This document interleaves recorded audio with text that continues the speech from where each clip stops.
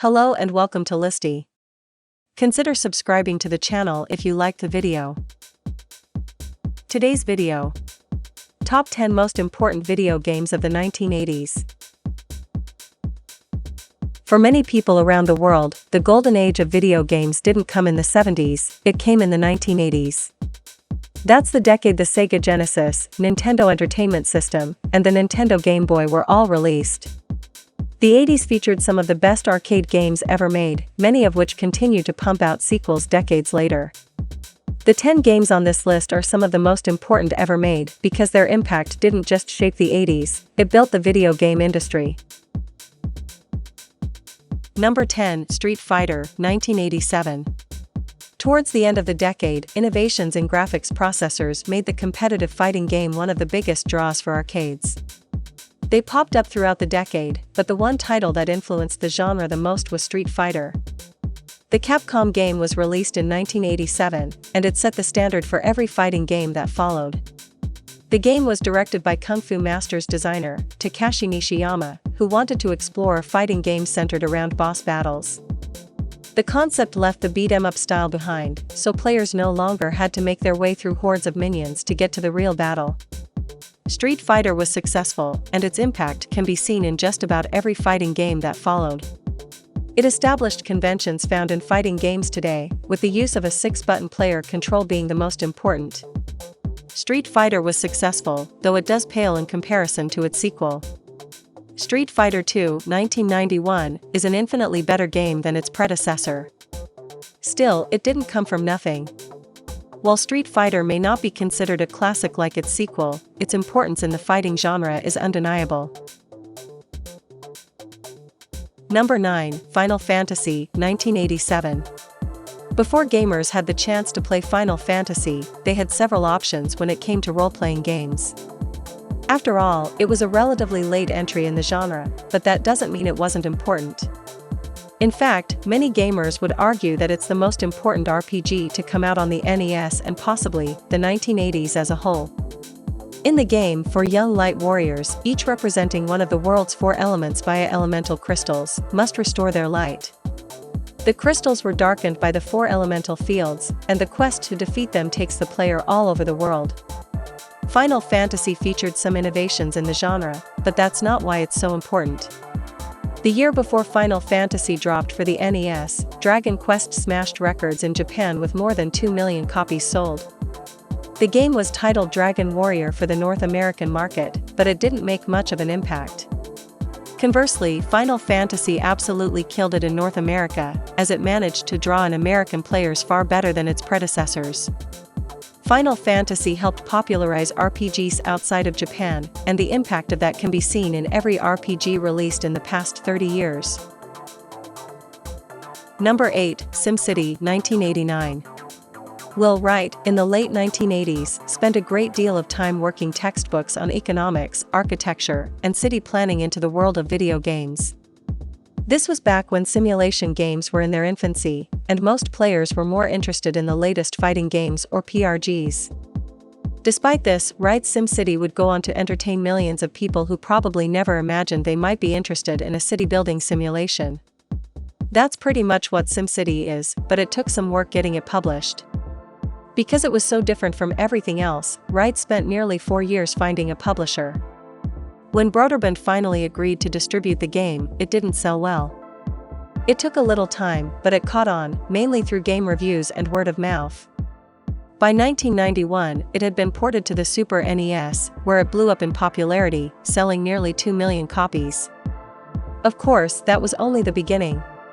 SimCity's success led to the establishment of a franchise, which eventually resulted in The Sims, which is one of the best-selling game franchises of all time. Additionally, SimCity has been credited with inspiring people to work in city planning, politics, transportation management, and more. Number 7, Prince of Persia, 1989. By 1989, video game graphics had evolved to better approximate complex shapes like human bodies. This made it possible for game designers to take advantage of the tools available to deliver games that looked more realistic. The first title to do so was Jordan Mechner's Prince of Persia for the Apple II.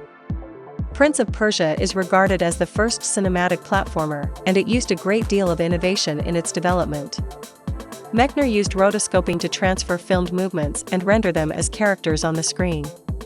This process would evolve through the 90s with games like Mortal Kombat and into modern uses of motion capture technology. Prince of Persia's graphical innovations completely changed video game animation forever by offering more realistic movement. The game hit the Apple II around the tail end of its life, so it wasn't immediately successful. It took a little time and porting to other systems, but the game eventually found success, spawning a franchise.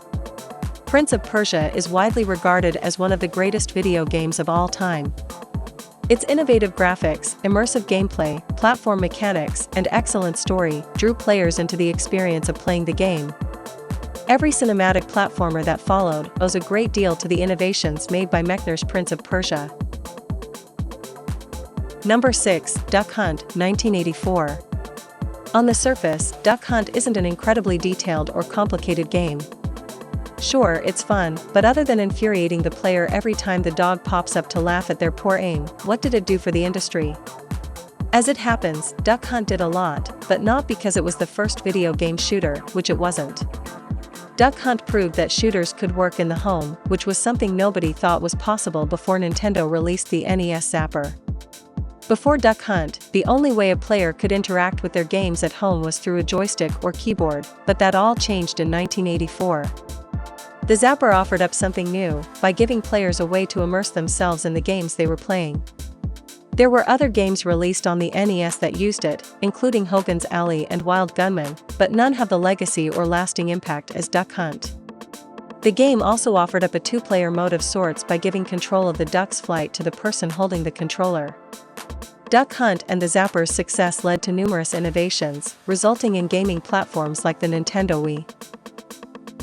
Number 5, Donkey Kong, 1981.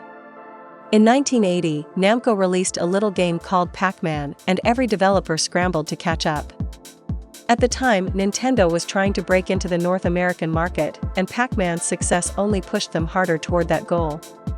Initially, Nintendo wanted to release a Popeye game but couldn't secure the license. Nintendo opted to create new characters, so Shigeru Miyamoto got to work. He came up with characters and a backstory, which he based on elements taken from Popeye, King Kong, and Beauty and the Beast. Miyamoto was just getting started in the industry, but he was already innovating in ways that would shape video games forever. One of the things that make Donkey Kong so special is the story Miyamoto crafted. Before the player can play, a quick cinematic reveals that a giant gorilla kidnapped the hero's girl, and it's up to the player to rescue her. This was the first time a video game featured any type of cutscene, and it was the first game to prioritize the story before gameplay. Before Donkey Kong, any story attributed to a game or its characters was added as an afterthought. Miyamoto changed that with his first game, and the legacy of Donkey Kong can be seen in every video game that came after it.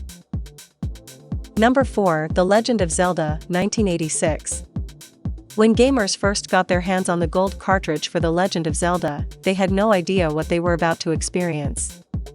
In the 80s, video games didn't feature an open-world concept like they do today. Zelda changed that, establishing a norm found throughout the action-adventure RPG from that point forward.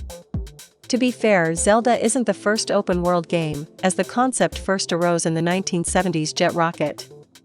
Zelda used games like Jet Rocket, Courageous Perseus, and Hidlide to refine it into a far more immersive and enjoyable experience. Still, the open-world adventure wasn't the only innovation Zelda brought to the table.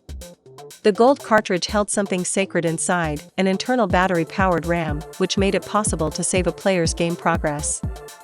Before Zelda, NES titles created long and complex passwords, which players had to enter to resume their previous games. Still, it wasn't anything like saving a game to pick it up later. The Legend of Zelda's innovations in open-world mechanics and the inclusion of an ability to save made it one of the best games ever released on the NES. Additionally, it spawned a massive franchise and influenced every open-world action-adventure RPG that followed.